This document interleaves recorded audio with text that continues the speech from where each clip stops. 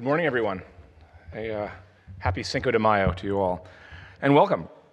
I'm Christopher Hoyer. I'm the Acting Director of Research and Academic Programs here at the Clark, and on behalf of my co-convener, Professor Rebecca Zorak of Northwestern, I'd like to welcome you. The roster is full, and we have quite a few papers, but before anything begins, I need to acknowledge the many people who have made the next set of days possible. First, I want to thank Olivier Millet and our RAP Director Emeritus Michael Hawley, whose initiative made this biannual gathering the institution that it has become. Here, I'd like to also thank Tucker Carlson, John Carson, Jay Dubé, Dante Morgano and his amazing crew, and Dawn Van Ness. And within RAP, our graduate interns, Rachel Burke, Michael Pratt, Becky Singerman, and also in RAP, Lauren Kennedy, Ashton Fancy, Maureen Hennessy, Kristen Ulrich, and above all, Deborah Fair. None of this would be possible without these amazing colleagues. That's okay. In November of 2015, Olafur Eliasson constructed the Ice Watch in Paris, working with the Danish geologist Minik Rosing. The work consisted of 12 large blocks of ice harvested from the sea off eastern Greenland. The shards were towed through the North Sea, loaded on freezer trucks, driven to Paris, and arranged on the Place Pantheon to coincide with the Global Climate Summit of 2015. The pieces were meant to be left at an indeterminate span to melt away, the pops and cracks of ancient water, now discernible now, a kind of localization of far-off climate change, a wholly sensory snapshot of its effects in time, the shards arranged in a clock format, the form of geological eternities meeting imperiled futures, and more subtly, urgent presence becoming a new metric. But Eliasson's own installation had different effects. His ice came to coincide with the horrific terrorist attacks of November 13 and 14. Elias's piece then became something of a pilgrimage site, the melting ice, a poignancy of loss and tears, and more morbidly, of spilled blood. The social centrality of such phenomenon, all while cleaving to its stated intent of making climate change sensible. Eliasson spoke of the work. Quote, "Let's appreciate this unique opportunity. I hope it will inspire shared commitment to taking climate action." End quote. And indeed, for a paralyzed Paris, Eliasson's literalism was romantic and hopeful. The intimacy of a desperate local and global situation made viscerally clear. And indeed, over the course of 5 works, the imported sculptures disappeared. Michael Bloomberg, whose philanthropic foundation sponsored the project, lauded the piece as, quote, "a great example of how public art can spur people to action." Later, eco-literary theorist Timothy Morton championed Ice Watch's potential to, quote, "start a conversation about the Earth." But a conversation among whom?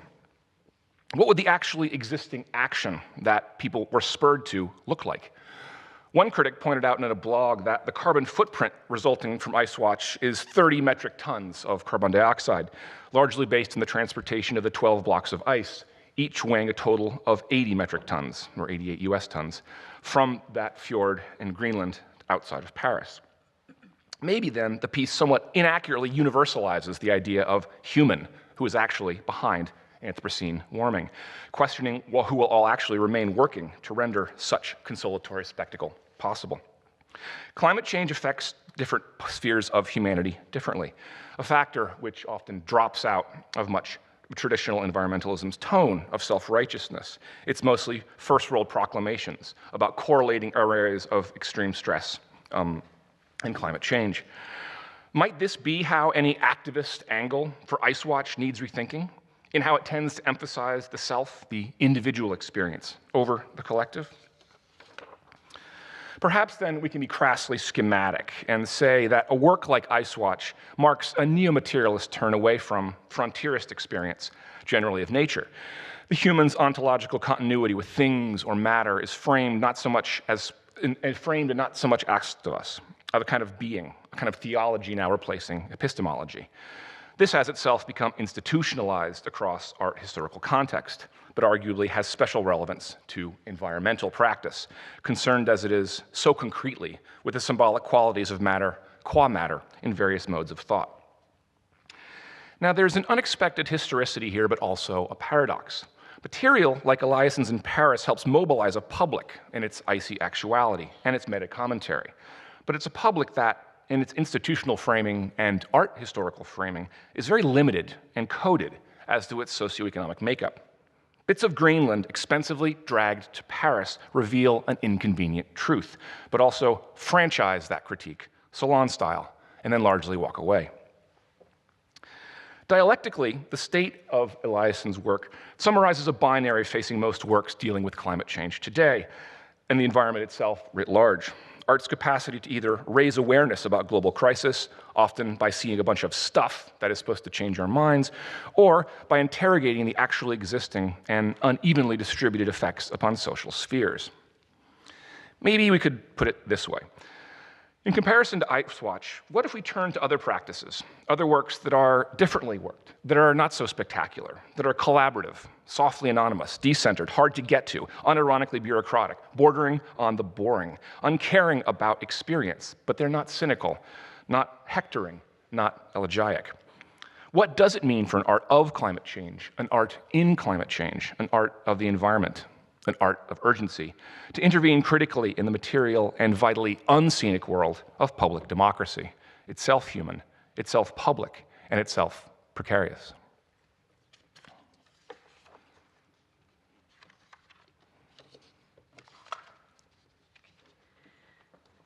Okay, so I'm going to follow up on some of the kinds of issues that Christopher raised, and just also want to welcome all of you here for this symposium. So, Ecologies, Agents, Terrains. As we put together an initial statement describing this conference, we wrote that, quote, art history may seem to have come late to the eco-critical turn, but it is perhaps because it was, in some sense, already there, end of quote. Part of what this statement refers to is the centrality of the term nature to the history of art history. In Western aesthetics, nature with a capital N and art with a capital A have a long history of intertwining, intimate collaboration, and antagonism. Looking to the three terms of our title, Ecologies, Agents, Terrains, EAT, EAT, art, in this sense, associates itself with agency, not only because they both start with A, it's what humans do to shape their world, to set themselves over against it, to make new things out of it, consciously and intentionally. When we cite classical authors on art imitating nature, or early moderns on art's triumph over its counterpart, we have to understand that in Europe through the early modern period, nature was not something outside, out there, not landscape, but a force. Art's relationship to nature is more complex in this reading than if we think of nature purely as a subject matter of art. If nature was a force inside all living beings, it might even extend to the products of human labor. The 16th century Italian naturalist Ulisse Aldrovandi wrote around 1581, quote, such is the family relationship and consistency between nature and art, that if nature should perform the work of art, it would not do it any differently. Similarly, if art should perform the work of nature, it would do it no differently than nature does. It's no secret that the usefulness of a term like nature dissolves in the confrontation between its ideological uses, divisions between the natural and the unnatural, and the distinct possibility that everything that happens is, in fact, natural. Is it natural to make art, or do politics, or decimate other life forms? Was it natural when, in the confirmation hearings for the US Attorney General, Desiree Ferrous laughed at the statement that Senator Jeff Sessions' record of treating all Americans equally under the law was clear and well documented? Natural because involuntary, a biological reflex, laughter caused by an objectively, verifiably laughable statement. But if it were an intentional laugh, an exercise of agency, a laugh designed to disrupt, would it not also be natural? With our discussions here this weekend, we have presentations loosely grouped by themes: aesthetics, conflicts, nations, matter, energy, and flow. We also have multiple intersecting tensions at stake: history and the present, the relationship of social justice and environmental activism that come together all too infrequently, but all the more pressingly in environmental justice movements, the urban and the rural, and the aesthetic and symbolic properties of artworks, by which I mean not just beauty or wonder, but abstraction, dissonance, critique, versus their potential for instrumental action or symbolic communication. In Amanda Botskis's Ethics of Earth Art, she makes a distinction between art projects that take action to remediate environmental harms that implicitly constrain their contours, that is, the harms constrain the contours of the projects that address them, and those that operate on a phenomenological level to encourage a receptive attitude toward the earth.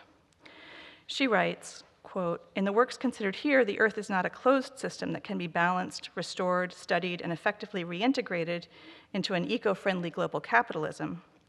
Instead, the artworks mediate contact with the elemental forces that overwhelm the senses and confound the stability of one's perceptual apparatus." End of quote. And just as an aside, Eliasson is one of her examples of this kind of work. Echoing new materialist theory, she suggests artworks can orient us toward non-human forces to reframe our perceptions of and attitudes toward the non-human world, adjusting our conceptions of agency. These might be spaces that surround the viewer with elemental stimuli, or works that use the body as a medium, not humanizing nature or idealizing the body, but distorting it, rendering it alien. This subtle encouragement to abandon instrumental attitudes toward nature, something that characterizes a lot of new materialist thinking, leaves me with a question. Where is the audience that can actually hear this argument? Might it not encourage quietism, allowing the question of power to drop out, and with it conflict, the laboring body, political struggle, the economics of the art world, cultural identity, gender, racial justice? Can eco-poetical forms be equal to the need to assume agency, to take action against harms caused by other humans, to both humans and non-humans alike? I think, for example, of a work Botskis doesn't address, which I'll try to bring up. It's actually, I made a mistake, and it won't, this. And I have to say, I learned a huge amount from her book, and I don't mean this as a complaint about her book in particular, but just a kind of concern about the discourse in general. This is the First Nations artist Rebecca Belmore's Fountain, presented at the Venice Biennale in 2005. Fountain comprises a video projected in a darkened room against a wall of running water. In the video, the artist performs nearly submerged in a body of dark water against a dark sky. She labors with a 5-gallon bucket, which she seems to be trying to fill, grunting with seemingly futile struggle, the water working with and against her body. Finally, she pulls it up out of the water onto a shore marked by industrial detritus and throws the water at the camera. And as you may have already seen, it turns blood red. The piece is aesthetically rich and ambiguous, yet allegorical of struggle, which leads me to the suggestion that along with a receptivity toward the earth and toward non-human agency, we might also need to cultivate an aesthetics of struggle.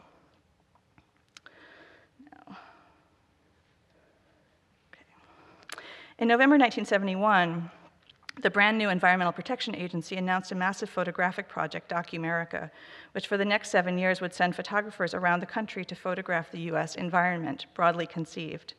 One of the photographs produced serves as the cover image for the program for this weekend's event, and I'll read its caption, which I think you have actually in the program.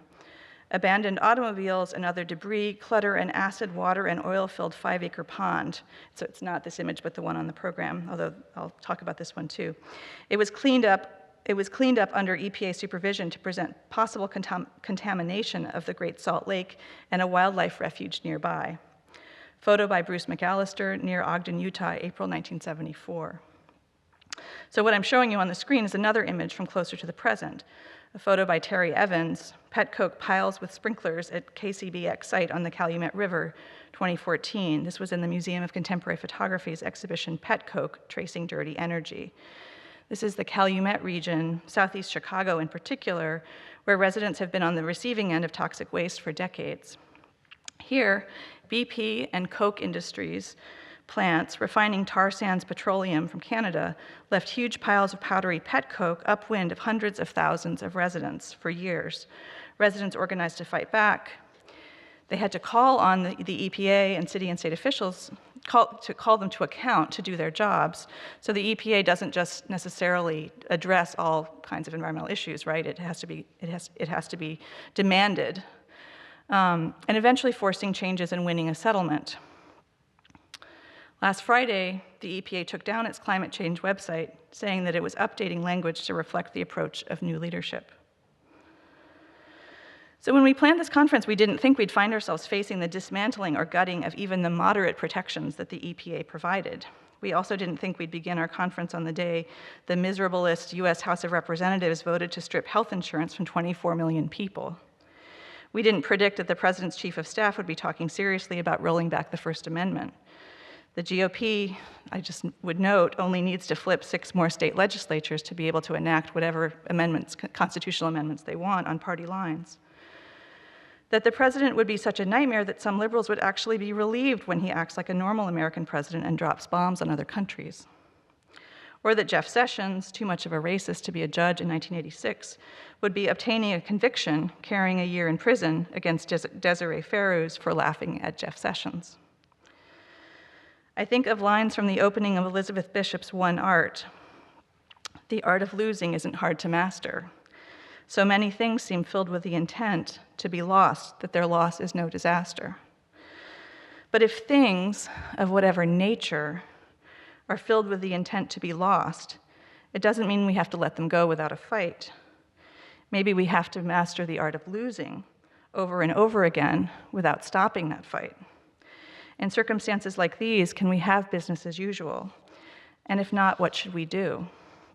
As people who operate, most of us, inside institutions, can we ask our institutions to operate differently? Can we ask ourselves to operate differently within them?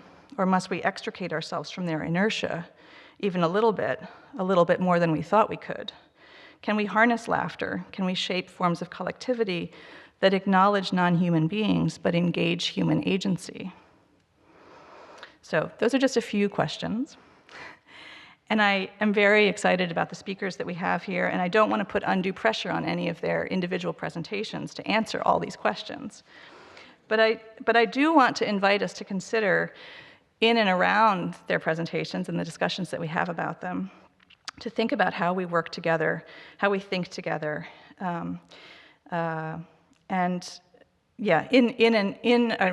in parallel with our presentations and those conversations. So I want to make a few notes about the way things are going to proceed.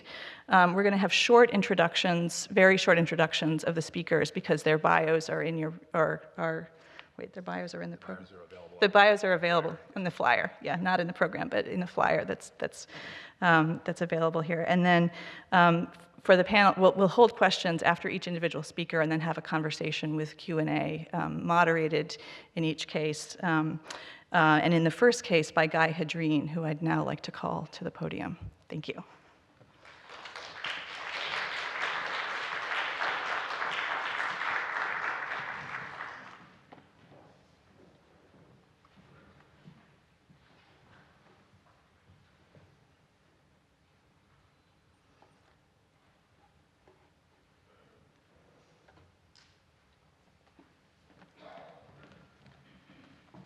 Hi, I'm Guy Hadreen. I teach art history at Williams College. My colleagues at Williams are really happy that you're here, and I'm looking forward to this. My task here is to introduce Verity Platt, who teaches classics and history of art at Cornell University. She's the one speaker I actually know, so I can just say that her 2011 book on Epiphany and Representation in Greek and Roman art is, I think, the best thing that's ever been written in my field about that. So today she's here to speak to us about Pliny the Elder, ecology, ethics, and aesthetics in the natural history. And I have had the good fortune to hear her talk about Pliny before, and it's revelatory, so I'm really looking forward to this paper. So please welcome Verity.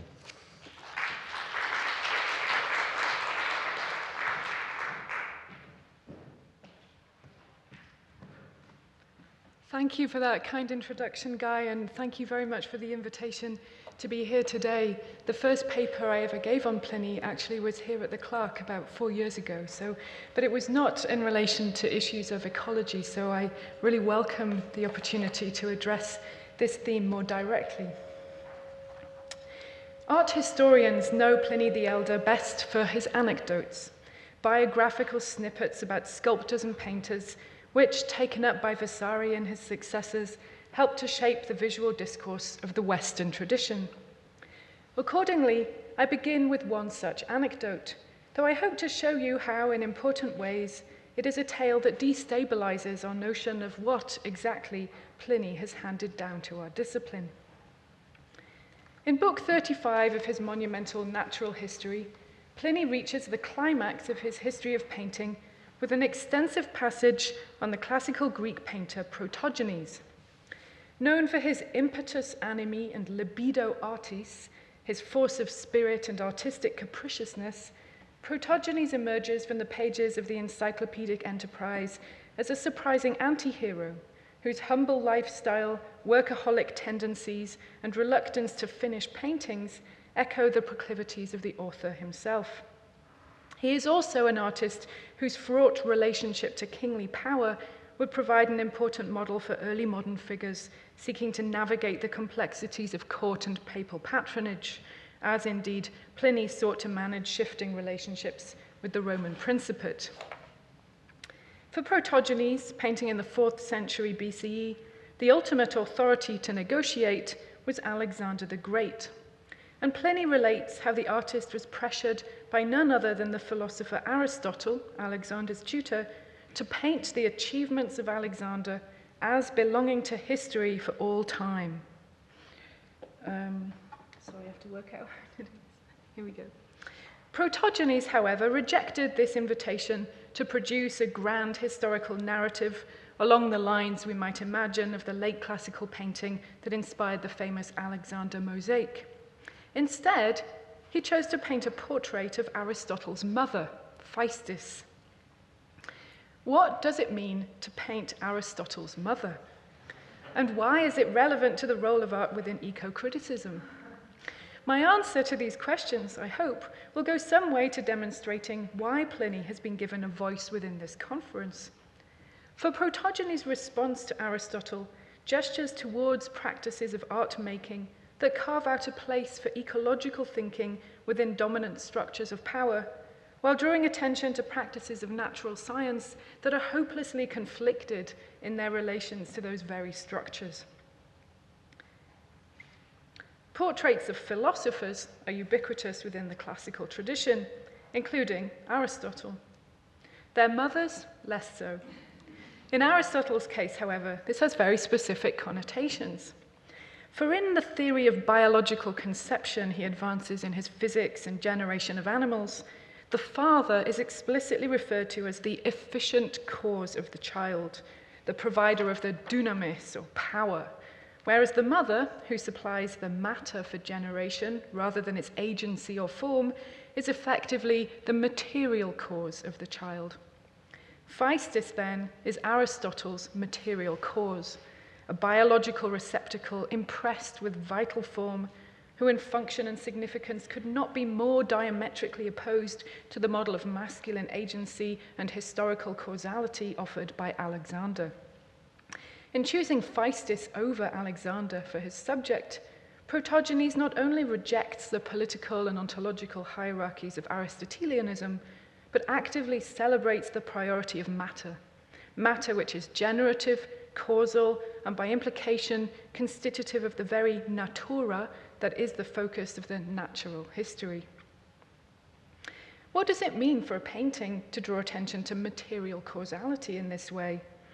Firstly, and most importantly, it reminds us of the bigger project of which Pliny's history of painting is part.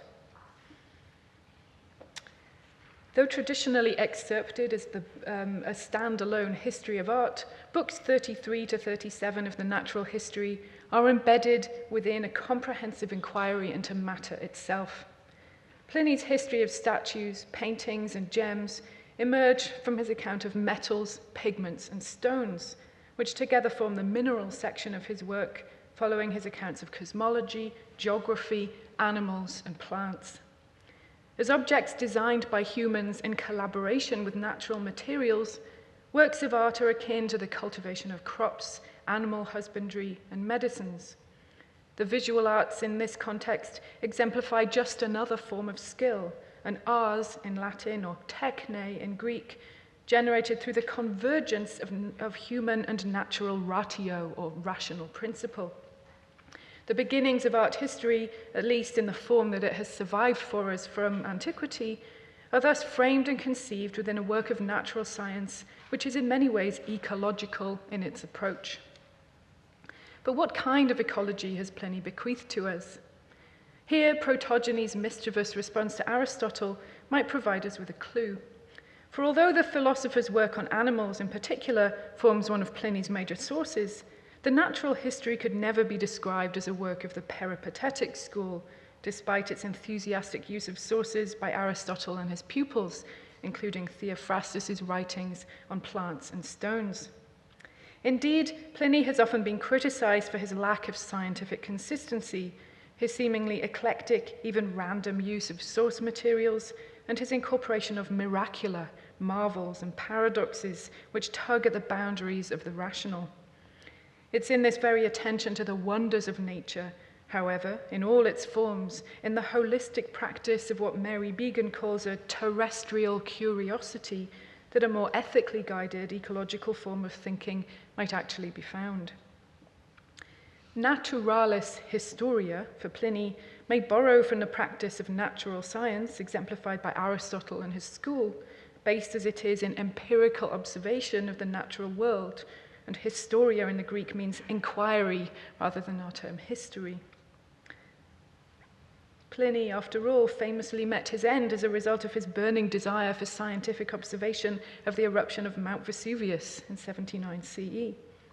Yet, unlike Aristotle, he does not fully subscribe to a teleological model of analysis in which man is celebrated as the most rational, elevated of beings, for whom all natural resources have been purposefully designed. Within the natural history, one can find traces of the scala naturae, the great chain of being which progresses from mineral matter through plants and animals to Homo sapiens. Yet this hierarchy of being rubs cheek by jowl with other structures and even reversals of hierarchy, which challenge and complicate humanity's place within the natural order. At the opening of Book 7 on the human animal, Pliny observes that for all nature's considerable gifts to man, she exacts a cruel fee. Man alone on his natal day, she flings forth naked on the naked ground to erupt instantaneously into weeping and wailing. The animal destined to rule all others lies bound hand and foot, weeping. How misguided are those who believe that from these beginnings they were born to a position of pride. Rather than subscribing to an Aristotelian cosmology whereby form is prior to and supervenient upon matter, or a Platonic model in which the material world is merely an imperfect mimesis or imitation of transcendent forms, Pliny's approach conforms more closely to the pantheistic materialism of Stoicism. Within this system, mind or soul is itself regarded as a form of matter, and the entirety of matter is understood as a vital, rational, integrated, and purposeful entity infused with a motivating life force. Reason, ratio, is not just the preserve of humanity, but permeates the whole of creation, so that nature is not just the product of intelligent design, but is herself the intelligent force that drives her own formation. As Pliny puts it, the mundus, the world, is at once the work of nature and nature herself. That is, natura can symbolize or draw attention to natural processes of becoming at the same time as simply being. Pliny also adopts and extends the Stoic practice of oikeiosis, an ethical practice of attachment, which begins with an understanding of that which is constitutive of the oikos, the household or natural environment of the individual, and extends through concentric circles of familiarization to encompass the entire oikoumene, the inhabited world. Though anthropocentric in focus, it is oikeiosis, I suggest, that comes closest amongst ancient ethical concepts to providing us with a proto-form of ecology, itself derived from the same term, oikos, as a model of social ecology that, together with a rationalizing model of natura, has the capacity to gesture beyond the human to the environmental. In this light, let us examine a point of comparison between Aristotle and Pliny. The former observes in the parts of animals that even in the study of animals disagreeable to perception, the nature that crafted them likewise provides extraordinary pleasures to those able to know their causes and who are by nature philosophers. That is, even animals unpleasant to the senses can be of intellectual interest to those practicing certain forms of analysis. We should not be childishly disgusted at the examination of the less valuable or less honored animals, Aristotle claims, for in all natural things there is something marvelous. Likewise, Pliny observes at the beginning of Book 11 on insects that we marvel at elephants' shoulders carrying castles, at the rapacity of tigers and the manes of lions, whereas really nature is to be found in her entirety nowhere more than in the tiniest of her creations. I consequently beg my readers not to let their contempt for many of these creatures lead them also to condemn to scorn what I relate about them, since in the contemplation of nature, nothing can possibly be deemed super vacuum, redundant. That is, nothing should be deemed superfluous to the wondrous workings of the mundus, because every component is metonymic of the ingenious ratio or rational principle of the whole. So far, so similar perhaps, but consider how Aristotle continues.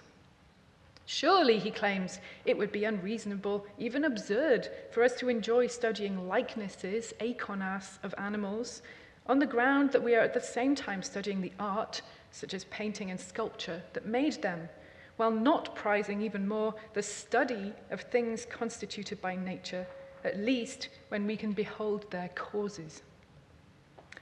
On one hand, we might read this as a defense of empirical observation and, incidentally, the peripatetic practice of dissection. Studying the bodies of animals themselves is of greater value than studying mere representations of them, which in their vaunting of artistic techne might distract us from the intrinsic value of those things constituted by nature. On the other hand, the teleological drive demonstrated by Aristotle's comment, his focus on the observation of causes and the idea of utility, reveals the anthropocentric logic at work within his taxonomic system. His focus on knowledge acquisition rather than Pliny's more holistic model of contemplatio, contemplation. For the latter approach carries with it important ethical implications which radiate throughout the natural history, generating an unspoken conflict between the drive towards scientific inquiry on one hand and a celebration of the coherence and inherent value of all living matter on the other. Naturalis historia, in this sense, is not only the study of the natural world, but also a natural mode of inquiry, the practice of a form of historia which is in itself in accordance with the rational principles of the cosmos. And this is where Pliny's interest in art becomes so crucial to the ecological thinking of the whole. Whereas for Aristotle, painting and sculpture are conceived of as higher order products, ontologically distinct from things constituted by nature, for Pliny, art is co-constitutive of a natura that is herself an artist, an artifex. The Greeks have designated the world by a word, cosmos, that means ornament, he claims in the opening to Book 2 on the heavens, and we have given it the name of mundus because of its perfect finish and grace.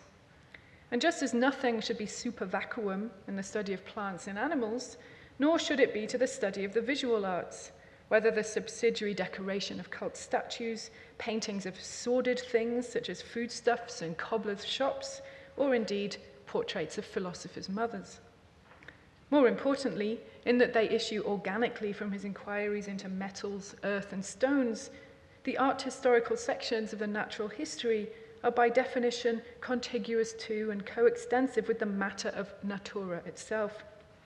As such, sculptures and paintings are not simply likenesses of natural objects, as they are for Aristotle.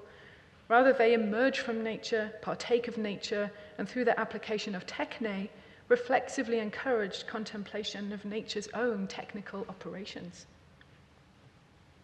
What does this imply from an eco-critical perspective? First, we must remind ourselves that Pliny is an observer, rather than an activist. In his preface, addressed to the Emperor Titus, Pliny seeks to reassure him that as a member of the Roman elite devoted to public service, his professional responsibilities have not been shirked while writing his massive opus, due to the fact that he has labored on the natural history only at night. As prefect of the Roman navy, stationed in the Bay of Naples, Pliny arguably oversaw one of the major causes of deforestation within the Roman Empire. As a military commander in Germany and provincial governor in Gaul, Spain, and North Africa, he proudly furthered the cause of Roman imperialism, complicit in a massive colonization of peoples and depletion of natural resources that reached its peak in the 1st and 2nd centuries CE, that is, during his own lifetime. While the natural history promotes respect for a holistically conceived model of rational natura, then, it is not a work of proto-environmentalism. For all his observations on the exhaustion of natural resources in certain locations, of ivory, gold, gems, and certain plants, Pliny chronicles the properties and qualities of such resources and the methods by which they are attained with relentless, often unreflective fervor. Nevertheless, the underlying ethics of the natural history combine the Stoic principle of living in accordance with nature with a vibrant materialism, a boundless curiosity, and a traditional Roman commitment to simple living, with all its old-school distaste for luxury and avarice. In the work's final books, the conflict between the imperial urge to map, conquer, and consume, and a more ecological ethics of matter is fought out precisely on the terrain of the visual arts. Statues, paintings, precious vessels, and jewelry are made possible by the human urge to pillage the earth of its resources, and yet they exhibit an integration of res, matter, and animus, or spirit, that is consistent with the perfect finish and grace of the mundus itself. How are we to reconcile this contradiction? Significantly, Book 33, which introduces metals and thus the arts, begins with a meditation on the practice of mining. In one place, he claims, we undermine the earth for the purpose of obtaining riches. In another place, to satisfy the requirements of luxury, our researches extend to gems and pigments with which to adorn our fingers and the walls of our houses. We trace out all the veins, the fibras of the earth, and yet living upon it, undermined as it is beneath our feet, are astonished that it should occasionally cleave asunder or tremble, as though, forsooth, these signs could be any other than expressions of the indignation felt by our sacred parent.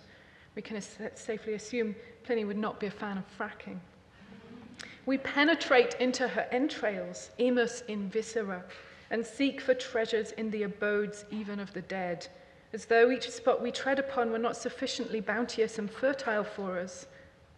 This assault on Mother Earth cannot even be justified, Pliny claims, as a search for healing remedies or nourishment, for these are predominantly supplied upon the surface.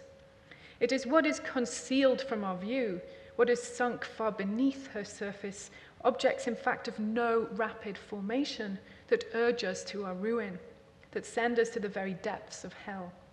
As the mind ranges in vague speculation, let us only consider, proceeding through all ages, as these operations are, when will be the end of thus exhausting the earth, and to what point avarice will finally penetrate? The plundering of resources is here conceived as a violation of our sacra parens, our holy mother, driven by a mindless thirst for luxury that fetishizes matter, or res, at the expense of spirit, or animus.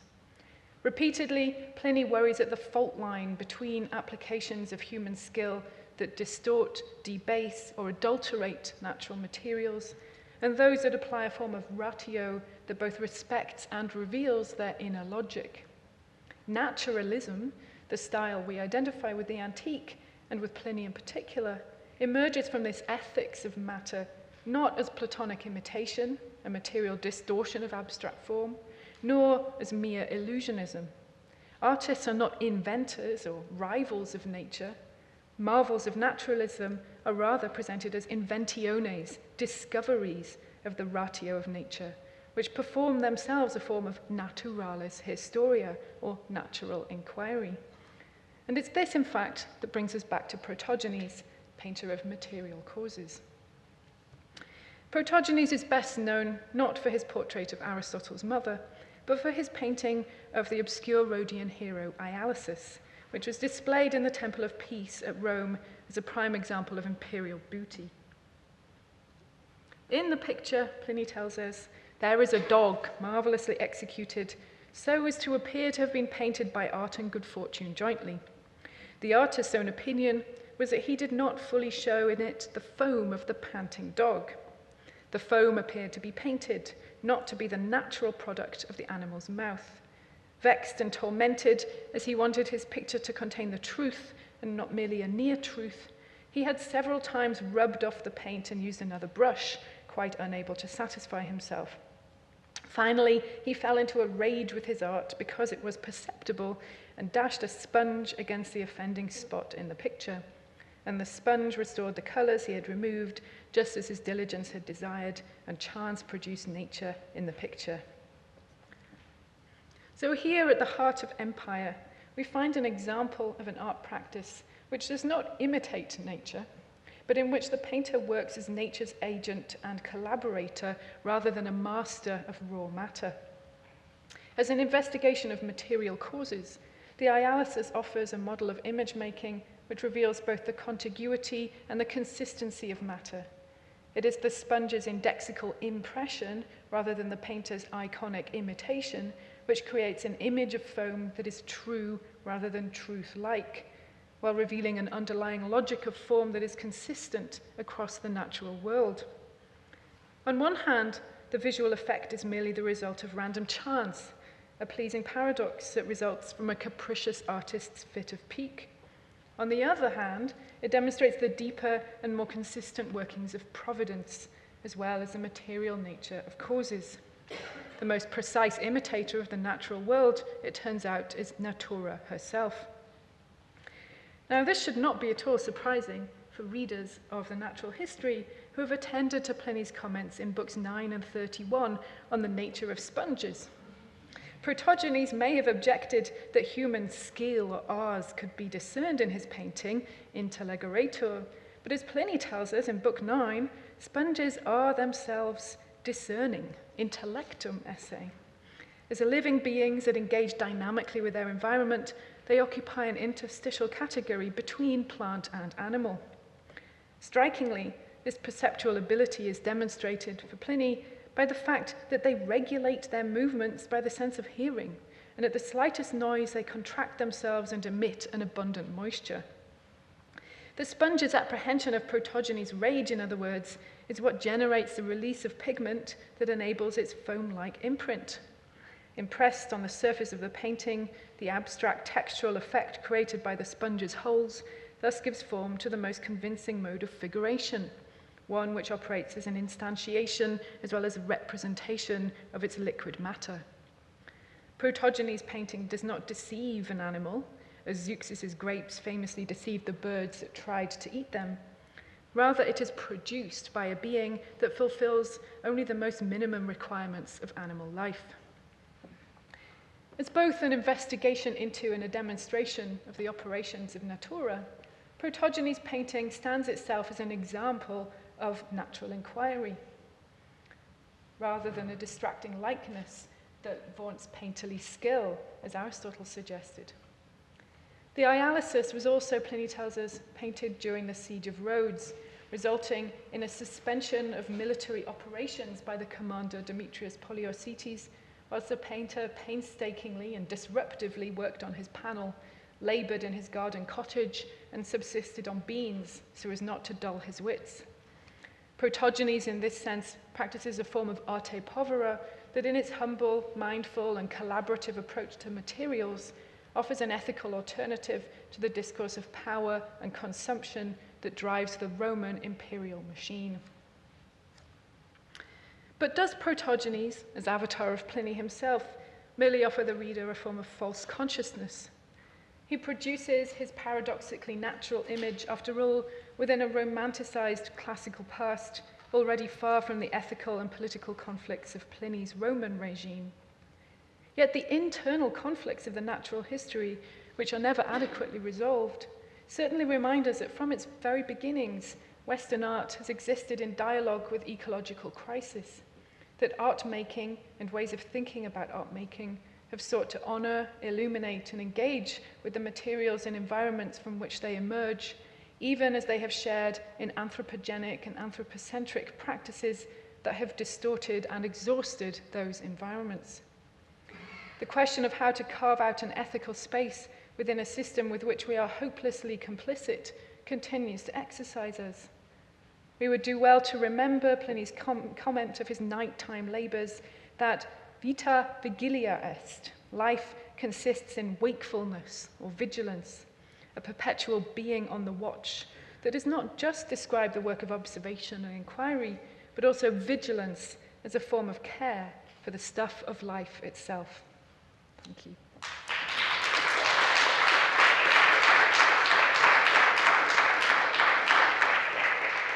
There are some sponges.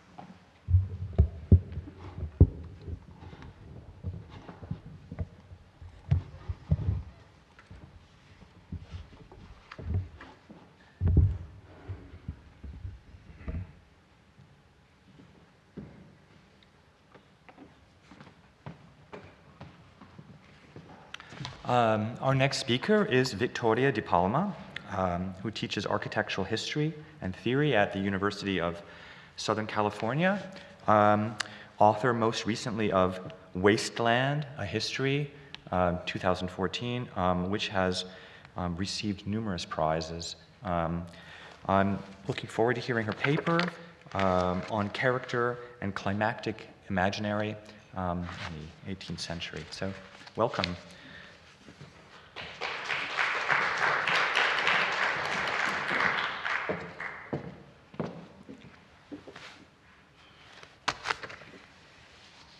Good morning. I'd like to begin by thanking Christopher Hoyer and Rebecca Zorak for their invitation to present my work here. It's a really great pleasure to be with you at the Clark Art Institute. In recent years, ecology has emerged as a central concept of contemporary thought, expanding beyond its traditional domain of the natural sciences to assume a prominent place in discussions regarding art and design.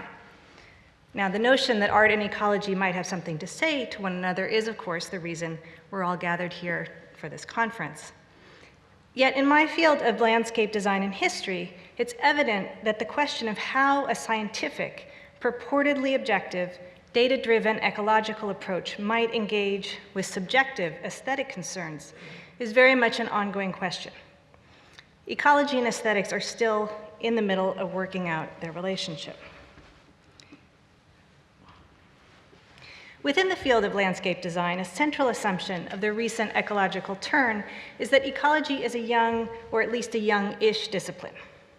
First, the fact that the term ecology did not even exist until the second half of the 19th century seems to secure for ecology an incontestable position as the most contemporary of natural paradigms.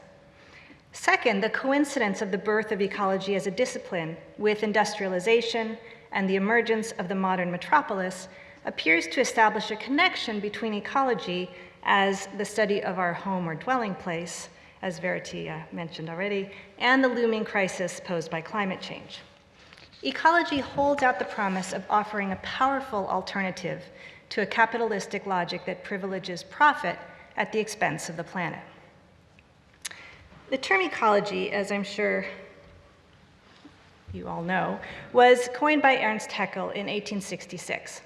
And is the branch of biology that deals with the relationships between living organisms and their environment, with environment defined as the complex of physical, chemical, and biotic factors such as climate, soil, and living things that act upon an organism or an ecological community and ultimately determine its form and survival. Now, although the term ecology may have been coined in the 19th century, the concept of environment has ancient roots. And in my paper this morning, I would like to argue that although ecology as a field of study is, strictly speaking, a modern invention, many of its fundamental principles have significant continuities with earlier forms of environmental knowledge. Furthermore, some of these earlier forms of environmental knowledge are deeply implicated with questions of aesthetics. And finally, by tracing some of this earlier history, I'd like to challenge a dominant narrative voiced most recently by Naomi Klein in her inspiring book, This Changes Everything, Capitalism versus the Climate, that casts Baconian science in particular and its institutional incarnation in the form of the Royal Society as the source of attitudes that, by positing human beings as masters of a nature valued only for its natural resources, have driven us to the brink of environmental catastrophe. This paper represents a first iteration of that alternative history, not to be confused with alternative facts. In Western thought, the notion of environment can be traced back to Hippocrates, and in particular his treatise, Airs, Waters, Places. As a physician, the Hippocratic Oath recited by all newly minted doctors upon graduation is derived from his writings, Hippocrates' concern in Airs, Waters, Places was to explore relationships between bodies and climates. Airs, Waters, Places has survived as a fragmentary text and is comprised of two principal parts. The first analyzes the effect of climate on human health. The second seeks to establish causal correlations between climate and national character. Both of these avenues of investigation were dependent on an understanding of the human body as governed by the humors. According to Hippocrates, temperaments of individuals were determined by the presence of certain substances in the body. All human bodies contain quantities of blood, of phlegm, of black bile, and yellow bile. The preponderance of any one of these bodily fluids would result in the person having a particular dominant temperament. So people with a lot of blood had a sanguine temperament and tended to be optimistic and social. Those with a great deal of yellow bile were choleric, short-tempered, and fast. Melancholics, who tended to be analytical, wise, and quiet, were dominated by black bile, while phlegmatics were relaxed and peaceful, were found instead to be mostly full of water. The theory of the humors had a long afterlife, remaining fundamental to how the body was understood to operate well into the 18th century. It also became a subject for art. In 1672, Charles Lebrun developed a grand sculptural program, the Grand Commande for the Parterre d'Eau at Versailles. And you can see these different groups of four statue groups. And here, sorry, wrong thing. And here are the four humors, the statues of the four humors. But the doctrine of the humors was not the only aspect of Hippocratic theory that was to have a long and significant afterlife. Equally influential were Hippocrates' ideas about bodies and climates. In the first part of Airs, Waters, and Places, Hippocrates was concerned with establishing principles that would help doctors with their diagnoses if they found themselves in the position of being called to practice in an unfamiliar town. The task of identifying a disease correctly could be helped greatly, he argued, by knowing the characteristics of the locality, in particular the qualities of its air or climate and its water. Hippocrates' ideas about the beneficial or ill effects of the different winds was repeated by Vitruvius, and by that means found their way into many Renaissance city planning treatises and ideal city plans. The second part of Airs, Waters, and Places instead attempts to draw a broader sketch of the relationship between climate and national temperament. First, by focusing on the differences between European and Asian people. The mild climate of Asia causes all vegetation to grow to great beauty and size. And as with plants, so with the people. The inhabitants of Asia are gentle and less warlike than Europeans. Because the seasons are relatively uniform, the inhabitants of Asia are subject to no mental shocks, which are more likely to steal the temper and impart a fierce passion than a monotonous sameness. But this makes them prone to despotic government. Northern Europeans, on the other hand, are wild, unsociable, and full of spirit. The frequent shocks to the mind imparted by the constantly varying climate eradicates all traces of tameness and gentleness, which results in their being both independent and brave. Hippocrates developed these specific observations into broader generalizations about the correlations between people and the type of landscapes they inhabited. Mountain dwellers have large physiques and are wild and fierce. Valley dwellers tend to be broad, fleshy, and dark-haired. Inhabitants of low, marshy places have protruding bellies and large spleens, while those who live in a high land that is level, windy, and watered will be tall but rather tame. Finally, people who dwell on thin, dry, bare soil in areas with great contrast in climate from season to season will have fair hair, hard physiques, and be stubborn and independent. Airs, Waters, and Places thus posited the environment, understood as a combination of landscape and climate, as the great determinant of both individual and societal character. Now, in the 17th and 18th centuries, a revival of interest in Hippocratic ideas about the effects of the environment on the body led first to the initial stirrings of a systematic approach to weather observation, and second, to the development of a comprehensive theory regarding the relationship between climate and art. In England, the Royal Society was the institution that was most centrally involved with promoting the practice of observing and recording the weather. And this is the frontispiece to Thomas Spratt's famous History of the Royal Society, and Pliny is one of the few books that you can actually identify on the shelf. Soon after the Society's establishment, founding fellow Robert Hooke published a method for making a history of the weather, which consisted of a questionnaire that did 4 things. First, it directed attention to particular phenomena. Number 2, it promoted the use of instruments like barometers, hygrometers, and wind gauges. 3, it attempted to standardize the nomenclature of atmospheric conditions with this kind of crazy, a huge long list of different cloud formations. This, of course, was before the standardization of types. And then number 4 provided directions for creating a table that would present a month's worth of weather in such a way that it could be comprehended by the eye in a single glance. And that's his table. Royal Society Fellows were inspired by Hooke's recommendations, and their observations were shared orally in presentations to the Society and also in print through publication in the Royal Society's periodical Philosophical Transactions.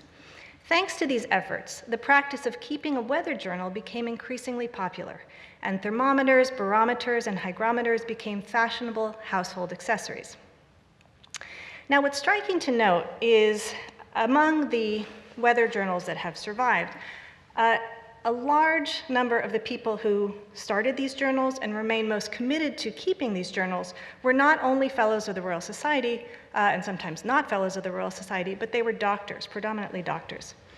In question number 6, Robert Hooke had asked, what effects are produced upon other bodies by the weather, as what aches and distempers in the bodies of men, what diseases are most rife, as colds, fevers, agues, etc., what putrefactions or other changes are produced in other bodies, such as sweating of marble, blasting of trees and corn, unusual sprouting or decay of plants and vegetables, plenty or scarcity of insects, fruits, grains, flowers, roots, cattle, fishes, birds, or anything notable of that kind. Now, in this question, we can discern an underlying belief that weather is correlated with disease.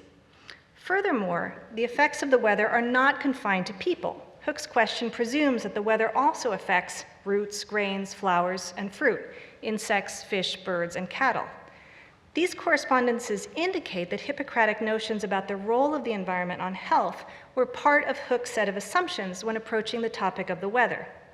Observing the weather became important to the Royal Society's larger project, not only for the empirical knowledge that would be amassed regarding climatic conditions, but also because of the light it would shed on the effect those climatic conditions had on living organisms. The physician John Arbuthnot was one of the Royal Society Fellows who was interested in both climate and health. And in 1733, he published an essay concerning the effects of the air on human bodies to address a topic that had been conspicuously neglected by his fellow physicians. Self-consciously following in the footsteps of Hippocrates, who he called the great first founder of our art, he resolved to take the first steps to remedy this lacuna and urged his fellow physicians to observe their local climatic conditions on a regular basis and to record their observations in journals. He hoped that if this practice were to become widespread, it might perhaps reduce the physiology of air to a science. Arbuthnot defines air as that thin fluid which surrounds the earth in which we move and breathe. Although invisible, air is a component of all fluids and solids, of every entity, whether animal, vegetable, or mineral. Bodies are full of air, but the air is also full of bodies. Soil, water, plants, and animals perspire, emitting particles in the forms of steams or effluvia, which get mixed up with the air. Through respiration and a more generalized permeability, every animal, every plant, every stone becomes filled both with air and with effluvia emanating from its immediate environment. The intermixing of bodies and air makes organisms and their environments inseparable. This symbiotic relationship is more beneficial in some places than others. Because environments differ, the contents and quality of the air will change from place to place. City air is dirty, unsurprisingly, full of steams emanating from its human and animal inhabitants, and stagnant due to crowded streets and buildings. He was especially worried about women who spent too much time indoors because of all of this closed-up air. The high ranges surrounding mountain valleys prevent air from circulating and cause noxious effluvia to linger. The air of riverbanks is humid, hot, and very unhealthy, but swamps are the worst. Their moist and foggy air, their dead and rotting vegetation, and their slimy amphibious creatures emit particularly noxious effluvia. All of these environments are to be avoided if possible, especially if one is selecting a site for a house.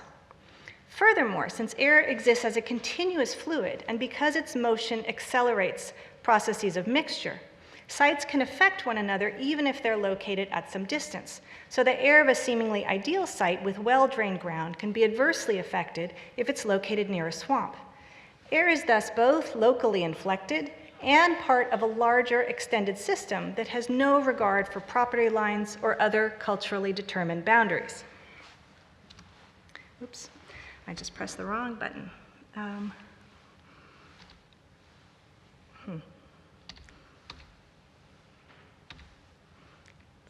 do I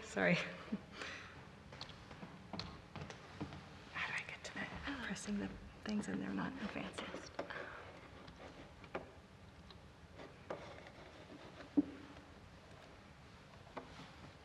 Okay, thank you. The architectural writer Robert Morris drew heavily upon Arbuthnot's understanding of air when he discussed the question of choosing a site for a house. In an essay upon harmony, written in 1739, Morris noted that although convenience should be the first care of the builder, the placing of the building on a spot where health is most likely to be enjoyed is particularly to be observed. This entailed being as far as possible from swamps and mountain valleys. Swamps are afflicted with dead and stagnant waters, which impregnate the grossest and most unwholesome air, while valleys enclosed by hills or mountains are infected by the rains which settle and send forth contagious vapors. An ideal site, instead, would be located on rising ground near a running stream. There, the air is free and in perpetual motion, and the earth purged from damps and vapors.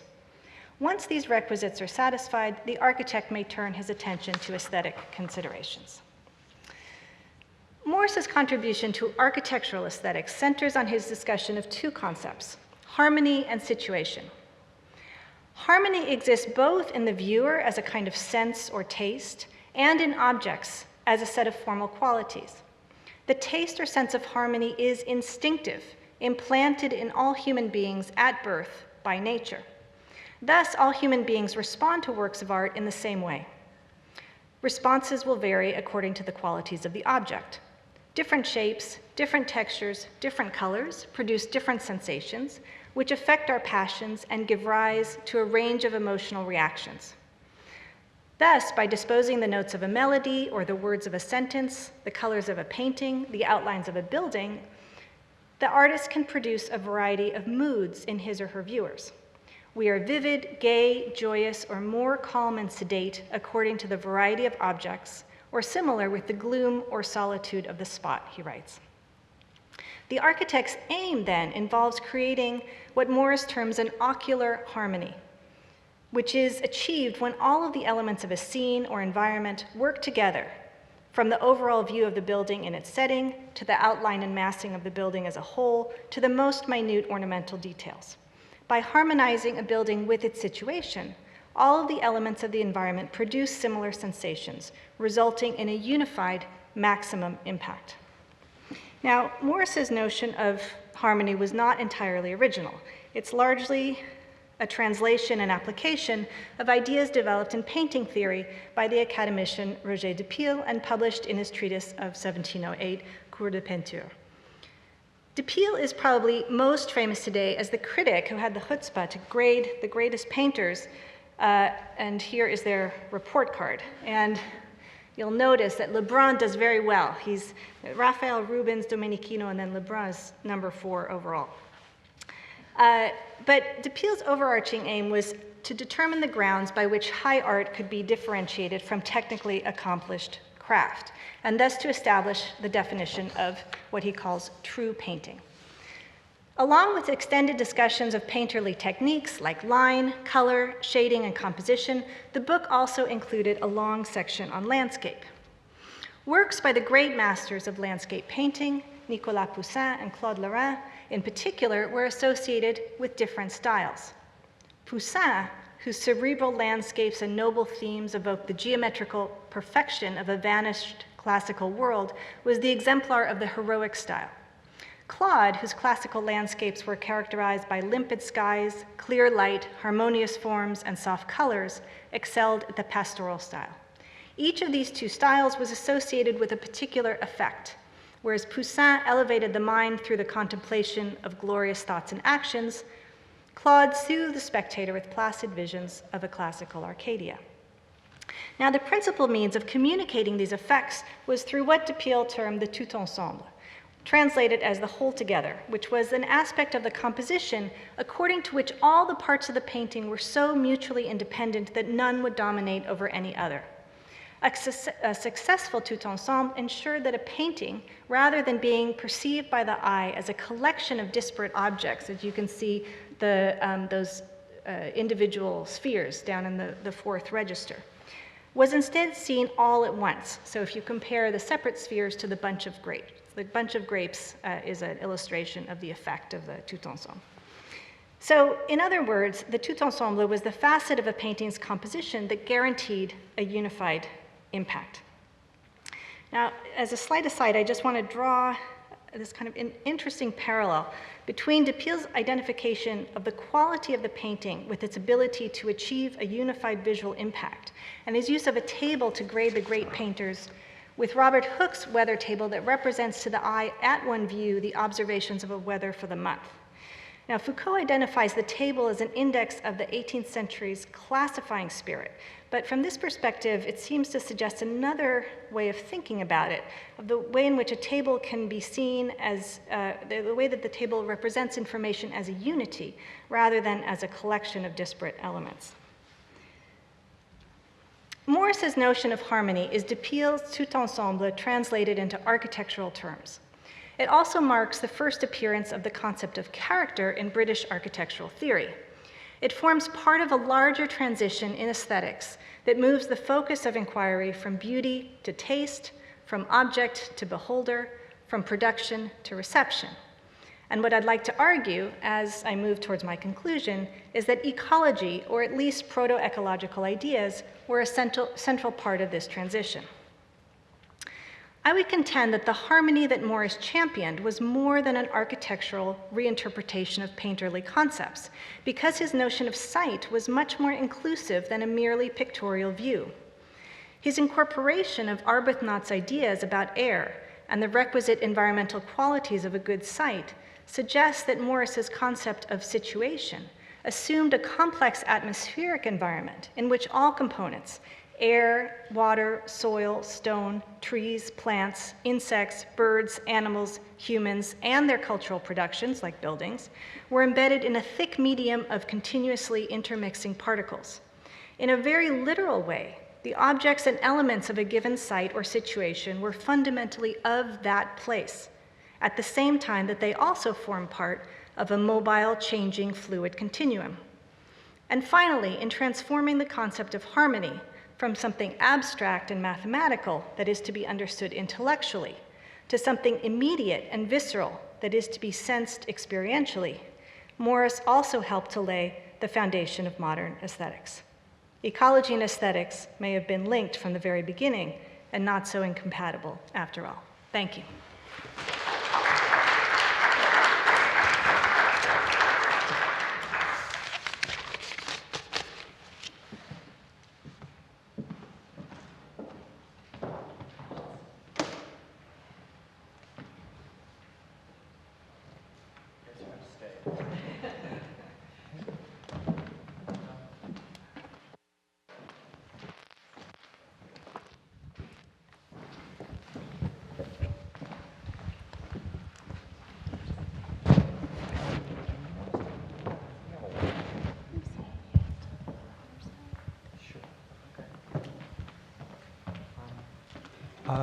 Yeah, okay, thank you for these papers.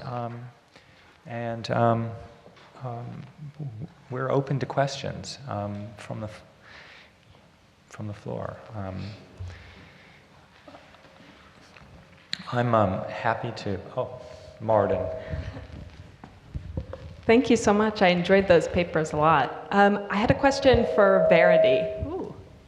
As you were talking about Pliny on sponges, I couldn't help to think about Pliny as sponge and his relationship to his source material. And I was wondering, as you're talking about the importance of individual observation, how you see the ways in which he acknowledges source material, and is there an ecology of scholarship within it? I mean, it seems like by naming all of his sources up front, he leaves what is to be fed upon by his readers on the surface, just like the earth, allowing people to have access to this kind of nourishing history of scholarship that's come before him. So I'm sort of interested in, is there a way in which, in his model of ecology, the dependence he has on other observers, is there a friction there? Or is that compatible? Is there an ecology of scholarship? That's a level. Here, you take this one. Is this working? Do you want to try mine? Thank you. Hello? Yes, this one's working. That's a lovely way of thinking about it. Pliny as sponge. I like that very much.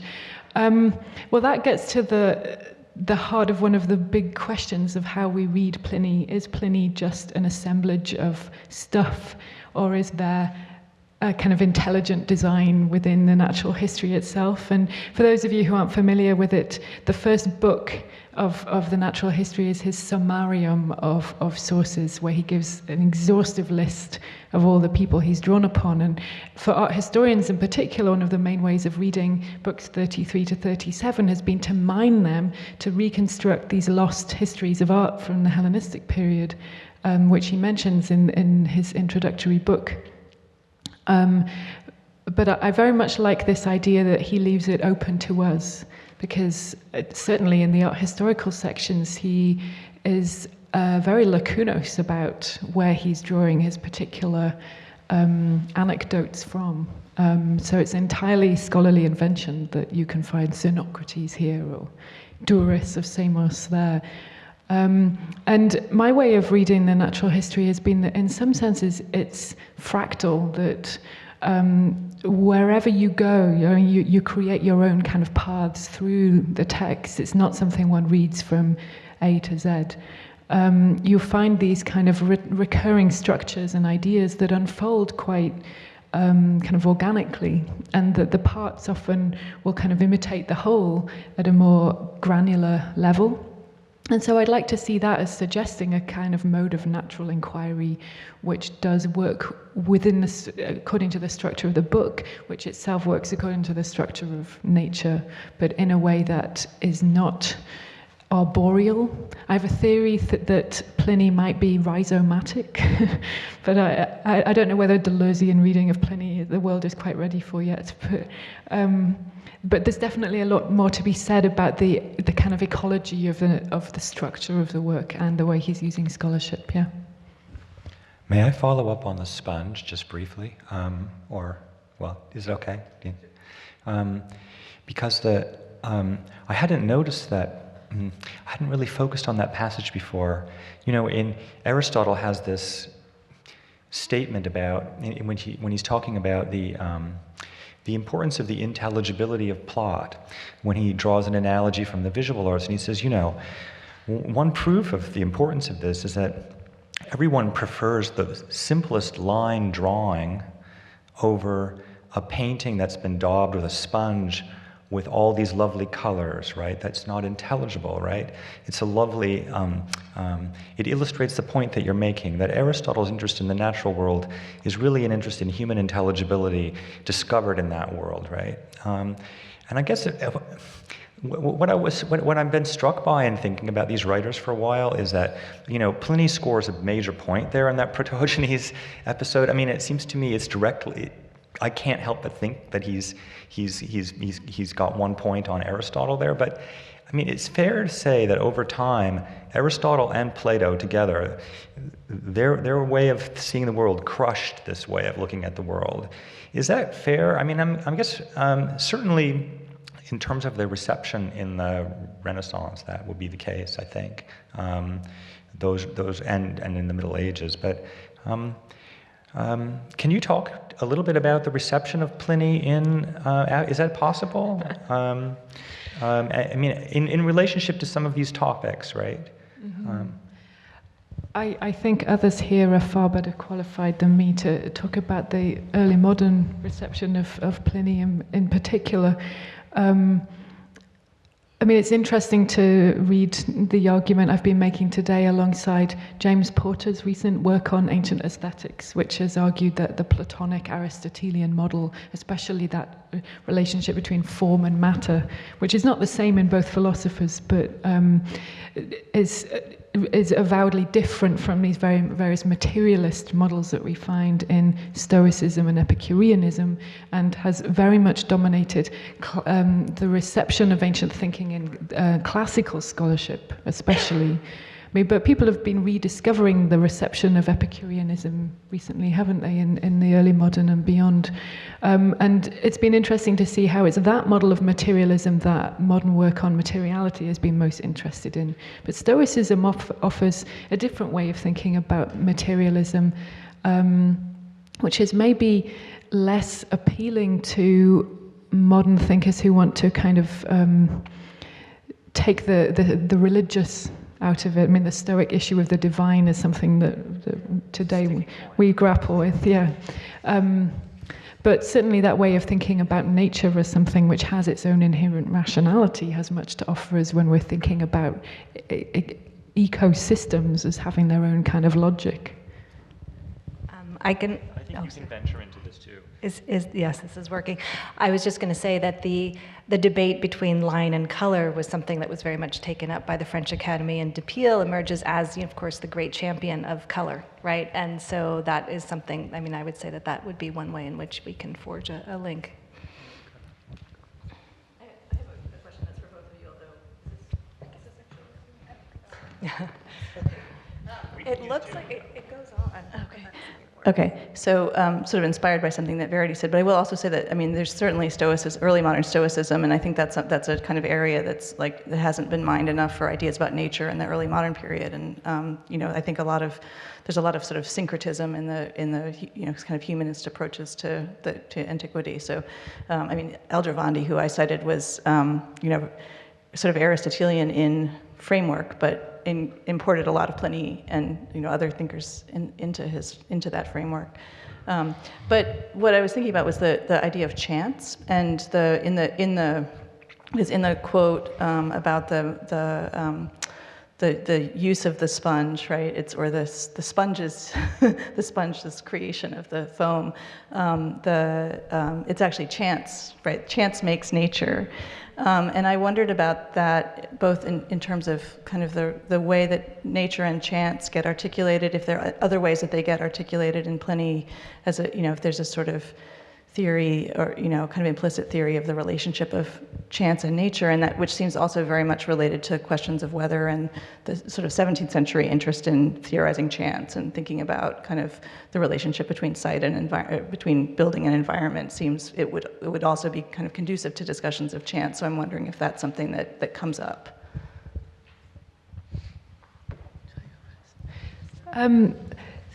Yeah, I think the discussion in that passage of Pliny relates specifically to this Stoic issue about fortuna.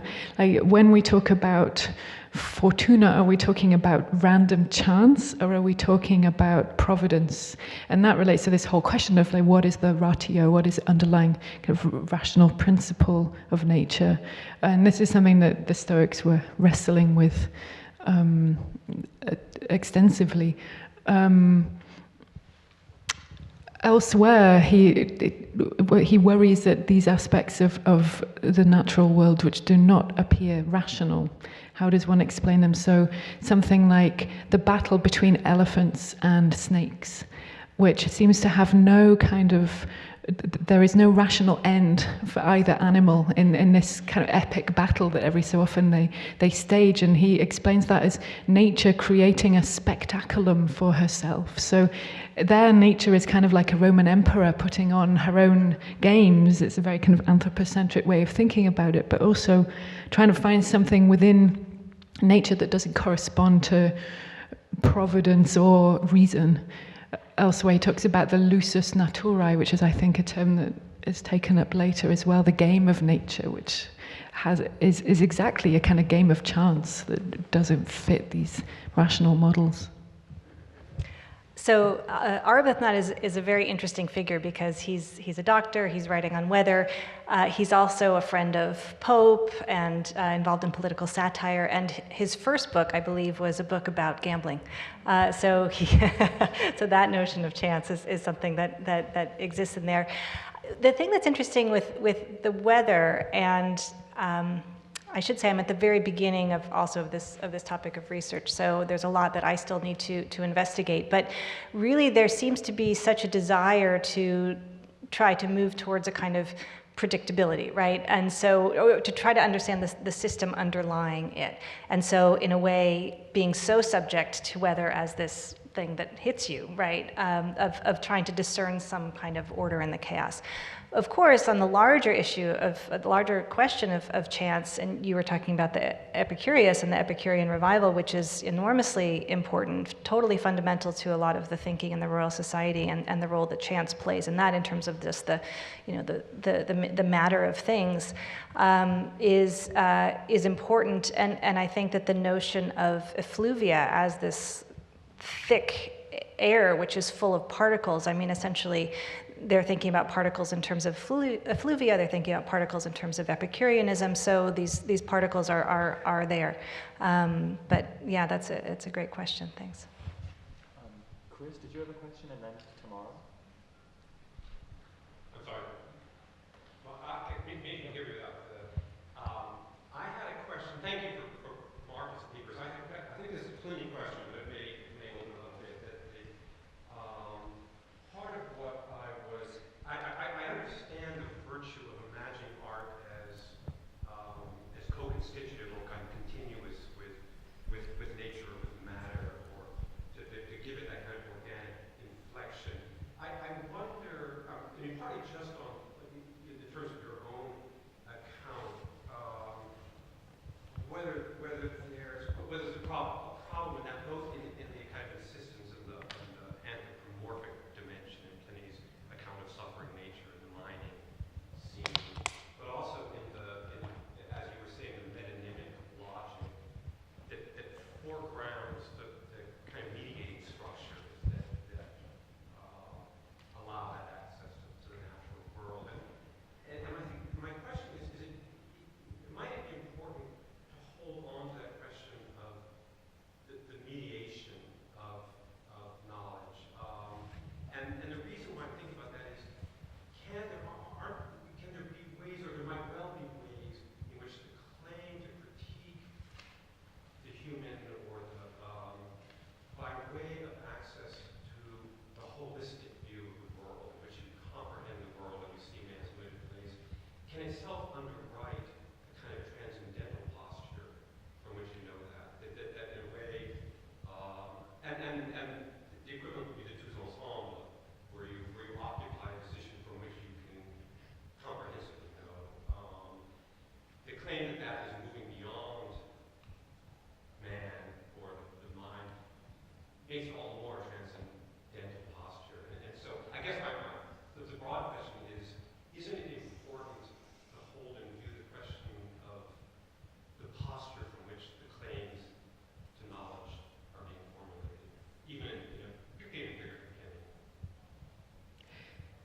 Yes, that's a very important point, and I guess I was beginning to gesture towards that in my discussion towards the end, where he talked about how complicit Pliny is with the Roman imperial machine. That machine is also what makes possible this great work of source gathering and this kind of nocturnal vigilance by which he gains that more transcendental position, as you put it. So, yes, I would agree with you. Tamara. Okay, I have a question that is, I think, more directed towards Vittoria, I enjoyed both talks a lot, and I will start by saying that. But my question, more specifically, is I was thinking. I recently read something about Winkelmann and his engagement with theories of climate change and its effects on the nature of human beings. Of course, he's slightly later than Arbuthnot, but earlier than people like Morris. And I've also been thinking in terms of moving into the late 17th, 18th century and engagements with places outside of Europe. And the particularly engagements with architecture that is very directly about maximizing or utilizing the effects of climate and environment in facilitating ventilation and so forth. And I was wondering to what extent, because he gave us a great genealogy of the kind of intellectual thinking going back to Hippocrates and layered throughout. I was wondering to what extent some of the discussions, particularly moving into the later 17th and 18th century, may have also been mediated through engagements with architectural materials and thinking about ways of building that are more sensitive to a variety of climates and environments. So I could say a few things. I mean, Winkelmann is completely building on a lot of these ideas that are being examined earlier on in the century, and the Abbé Dubois is a huge part of this puzzle that I simply didn't have time to talk about today, and then Montesquieu, and so so you have this whole kind of range of climates, and of course then the question is, well, what is the ideal climate, right? If you have all these bad climates, then what is the ideal climate? And then of course the ideal climate becomes Europe, and with Winkelmann it's very specifically right between this parallel, which is exactly where Greece is, and so it's the ideal nature which creates the ideal art, and so essentially he's just taking these theories and reformulating them in that way. So, and so then that, I mean, it's all of these theories of climatic determinism, right, which then filter into the 19th century. And then also, you didn't exactly ask this, but it's related to your question, which is essentially how important these ideas become then to the colonial project. And so another person who writes a treatise very much in the vein of Arbuthnot a little bit later, but is again a kind of Hippocratic approach to the era of Jamaica. And it brings up these huge questions, right? So one, what happens when you take a European and put the European in a different climate, right? Does that European change fundamentally? What is retained and what is not retained? So there are all of these kind of colonial anxieties that become very bound up with understanding how air operates. But then there's this other problem, which is the air doesn't simply kind of hover over one place, right? You have all these winds that are taking it in all kinds of places, so that there is a mixture that is already happening, which also can be problematic. So certainly for Arbuthnot and for doctors like him, this is before germ theory, movement of air becomes enormously important. And so that's why he's so worried about these women who are pent up indoors and breathing in animal fumes and things like this. And so, which then leads to pavilion designs for hospitals, right? Because it's all about getting the air to circulate as much as possible. So circulation of air is really key to health in the 18th century. And certainly when you have climates that may be more humid or more stagnant, trying to build for this all-important circulation becomes a preoccupation. May I follow up on that question on Winkelmann and his interest in his sources? Because as a reader of ancient texts, much of Winkelmann looks like a cut and paste job of Hippocrates, Pliny, Vitruvius, Pausanias, And so your paper has me wondering, and of course he has this intense antipathy to Bernini, but we can just put that to one side. Your paper had me thinking, what's his real target? Is his target some of these theories that are being written about, or De Peel for sure, but some of these ideas about weather, climate that you sketched out for us? Because I've always thought one of the things he's trying to do is essentially rewrite antiquity, or rewrite ideas about art from antiquity by doing this cut and paste job. What's your sense of, I guess, the kind of argument he's really trying to engage in here, right? If you see what I'm...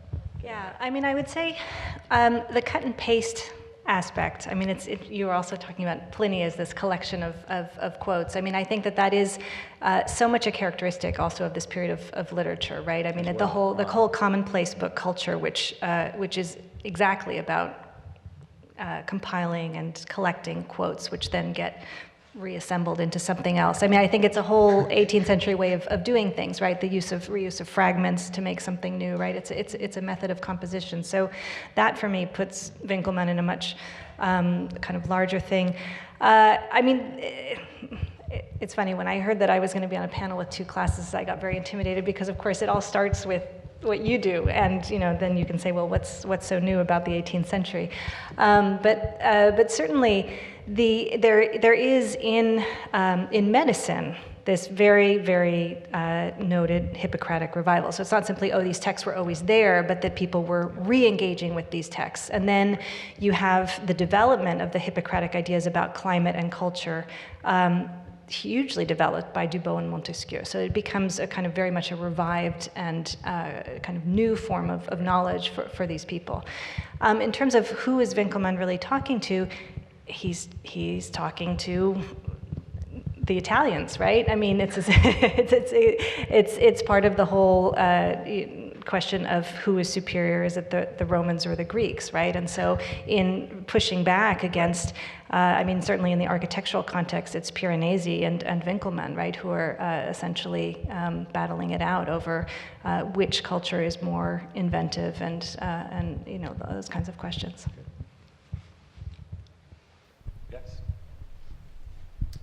Thanks.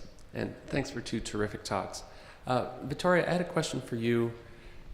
Hopefully it's not an unfair question because I realize this is a project that you're just getting into. But I'm curious whether you could maybe say a little bit more about how you understand at this stage the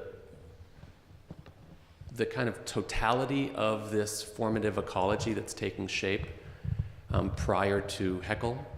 Because for Haeckel, of course, it's the science of energetics and energy in the 19th century that allows him to articulate a kind of materiality that connects things together, that can be transformed and, that allows sunlight to turn into train travel, et cetera, et cetera. Prior to that, in your various examples, we have the kind of bunch of grapes, which might be a kind of, Leibnizian totality. We have Morris's statement that the placement of the home seemed to subtend the quote-unquote architectural considerations, which suggests possibly something like a hierarchy or possibly a kind of planar relationship that points us towards the table. So I'm wondering, between this kind of planarity or perhaps synthesis or perhaps kind of collection of fragments, I mean, what is your view of how this formative notion of ecology exists as a kind of wholeness? This is something I am very much in the middle of trying to sort out. And I think that what I'm trying to look at are alternatives to a notion of early modern and 18th century environmental thought that sees just nature as a collection of resources, that sees it as a kind of fragmented thing, and trying to think about, and also that sees human beings as in a position of mastery over an environment which is simply there to be utilized. So I'm interested. I'm interested in the way that Arbuthnot is understanding this, this kind of incredible permeability that exists between everything. I mean, stones as well as animate creatures, and what that then ultimately results in, I can't tell you yet because I'm simply not there. The bunch of grapes, I think, is really, it's about a kind of ocular phenomenon. So I don't think we need to focus so much on that bunch of grapes that was represented, but really it's about that representation as a kind of wholeness. So I'm trying to think about ways in which the early 18th century is thinking about things as systems rather than as disparate entities that we want to divide rather than bring together. So that's, I think it's really that. It's a kind of way of thinking about what does this notion of system mean in the early 18th century, and how can we understand from that the way that a notion of climate or atmosphere is being formulated at that time. That's a very preliminary answer to your question, but thank you for. Thanks.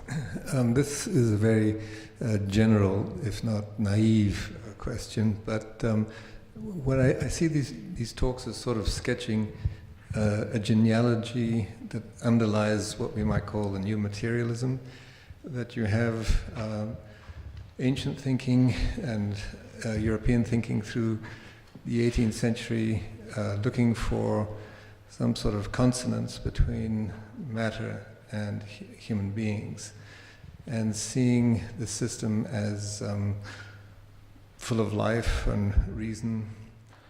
And the mention of colonialism in this mix seems to me to be maybe possible a transition point, that this unity is splintered in the encounter not only with very disparate peoples and cultures, but geographies that have nothing to do with the ones of Greece, Rome, or Northern Europe. So then, what happens to this unity in the face of this variety?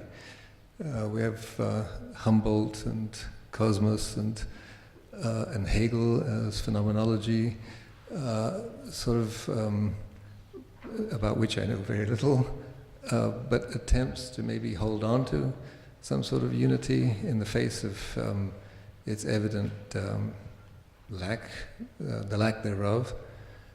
And so then the question would become is, why the new materialism now?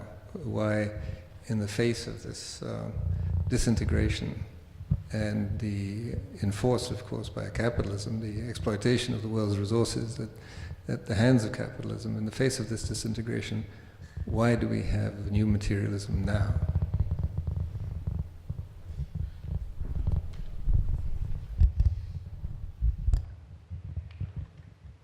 It's a great question. I'm thinking about it.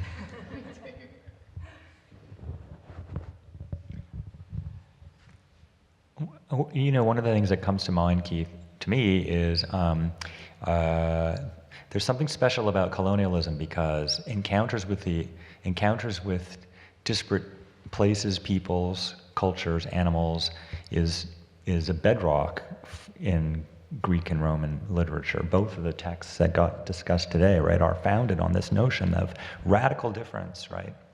And, you know, so you began to help me to think about what's different here when you began to talk about exploitation, a sort of systematic way of thinking about what we can do with another place, right? Rather than just an intellectual encounter with it. But that doesn't get me to the second part of your question, which is why now? Why is, I sometimes wonder, there's a flurry of interest in materialism in ancient thought over the last 20 years or so. And why is that so? I mean, in my crude understanding of early modern, the scholarship on the early modern reception of ancient materials, my sense is that the Neoplatonic interpretation got overplayed, right? And there's a recognition that there are actually, there's a fair amount of disagreement, a fair amount of interest in these materialist texts in the 15th century. I'm thinking of the those ancient texts that are interested in the atomic theory, for example. Yeah, and so, but what has prompted that? I don't know. I mean, actually, I'm looking at those of you who actually work in the early modern period to tell me, yeah, what's happened in the last 30 years that has made these texts really interesting in your periods? Democritus was an obsession of Nietzsche, right? But I think gets more attention, and then disappeared for a while. I'll think for a minute about why that is so. I think maybe in speaking for classical studies, part of this material turn has been partly about kind of trying to save the discipline from itself, in a sense, that there is this sense that more Aristotelian or Platonic models of the relationship between form and matter have left a legacy which has been enormously destructive for the earth and non-Western peoples in particular. And given that so much of this goes back to kind of classical ways of thinking, what can we find within the antique that might speak more to this present moment, or different kind of ethics of matter? So when Jane Bennett looks to Epicureanism in her book Vibrant Matter, that's a kind of a node that might be reopened. But it's very much a product of an anxiety about our current situation and an anxiety about how antiquity has a kind of responsibility for that, and also a kind of question, how do we go on being classicists now?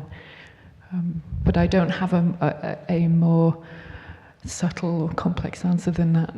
I'm hoping this conference will help. I mean, I'm hoping Rebecca might have something to add to this. I would just say my very, very broad brush sense would be that, I mean, certainly it has to have something to do with ecological thinking that does not make a distinction between nature and culture.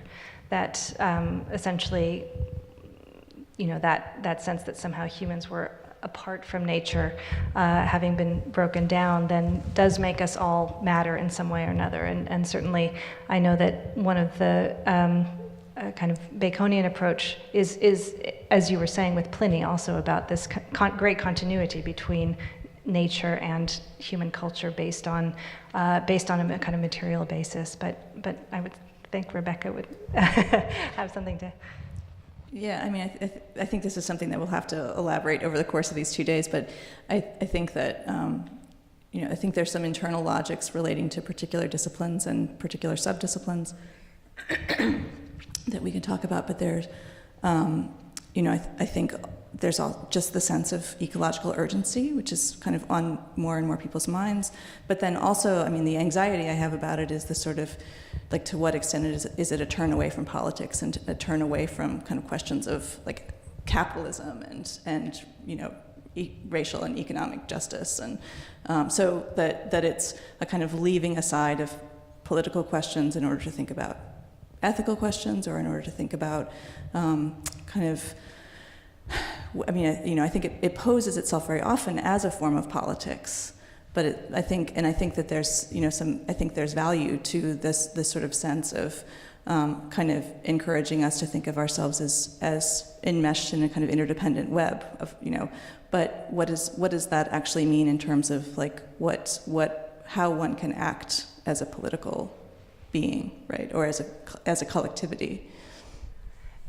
Sorry, can I say, so you were saying that you see it as being a kind of retreat from politics. Right. I mean, possibly. But you think about things like investigations into mining, or that there are so many ways in which they can be absolutely brought together, right? I mean, I don't think what I'm saying is I don't think it's necessarily a retreat from politics. Right. Absolutely. I mean, I think the question is, like, what's the formation of new materialism or of eco-criticism that actually enables rather than kind of suppresses politics. I was just going to add in, I think it does depend upon a kind of very kind of harsh binary of human and non-human, or of human and materialism. In that October questionnaire about materialism's kind of loaded category that came out of it last year. The medievalist Andrew Cole has this great sentence, which is when you decenter the human, you destroy politics. Which is an extreme version of that example. But I wonder to what extent that is, site-specific. He's a literature critic. I mean, how this works in other spheres.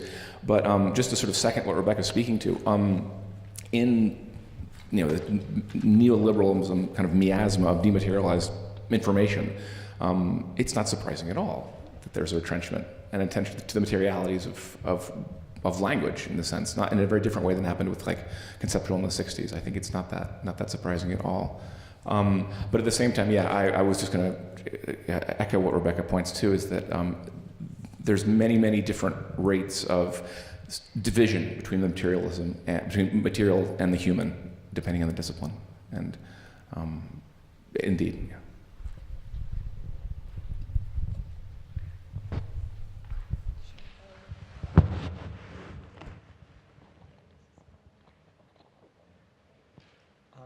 One more, yeah? One more. We probably have time for one more or maybe two more questions.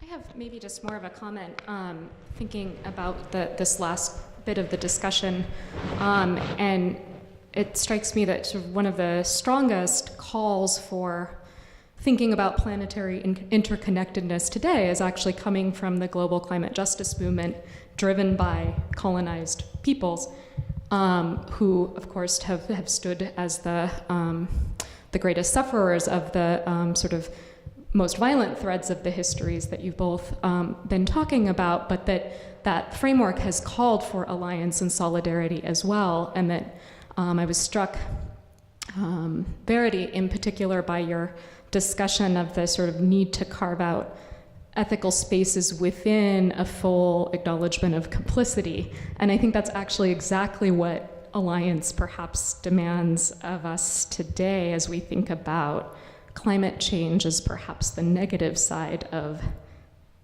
the materialisms that connect us all. So thank you for... Thank you. Yeah, I mean, for me, reading Pliny, that seemed to be the aspect that spoke most to the present concern, in a sense that this is somebody who is operating within a system not fully capitalistic, but proto-capitalistic, certainly very concerned with consumption, trying to figure out how to be a player and yet to conduct a kind of ethical line.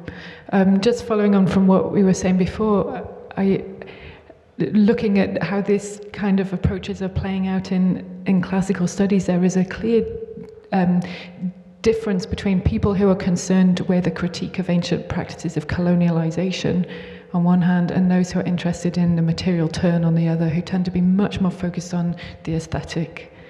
And I haven't seen work that has really brought those two things together. I mean, there's a recent work on gold mining in Spain. You saw the picture of the major changes to that landscape caused by the Roman imperial machine. Those mines were owned by the Roman government.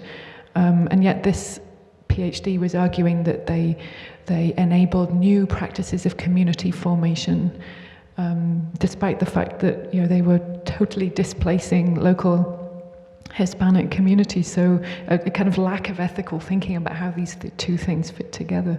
So there's a lot of work to be done, in my corner at least.